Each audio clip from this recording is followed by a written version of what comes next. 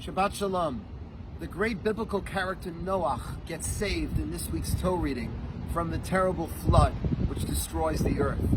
How come Noach is unable to save anyone else? Why is it that Noach, who's righteous enough to be saved, but somehow isn't like his successor, Abraham, who's able to save others too? How come only Noach and his family survived? And Rabbi Jonathan Sachs, the former chief rabbi of Great Britain, suggests that's because he was too loved. How did Noach get his name?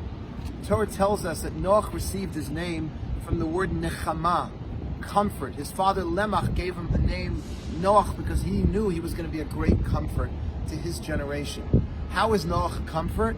Because, as Rashi tells us, the great biblical commentator, he invented the plow. The plow was the ultimate invention of his generation that enabled people to work the land after the terrible curse that God said that the land will be filled with thistles and thorns and it'll be difficult to cultivate and to farm. Noach solves the problem by inventing the plow, and therefore he becomes completely beloved, and he's a great comfort, like his name, to the generation. That suggests, Rabbi Sachs, is what kept Noach from giving the right rebuke. Because when you're so loved by other people, it's often difficult to say the right thing, to tell them when they're doing something wrong that you think is destructive to them.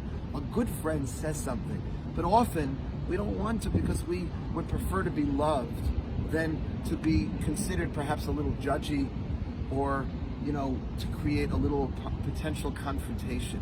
But you got to remember what a friend is there for. A friend is not there to simply have fun with. A friend is there to help you become the best version of yourself. And Rabbi Sachs says that Noach failed in this because perhaps he was too loved.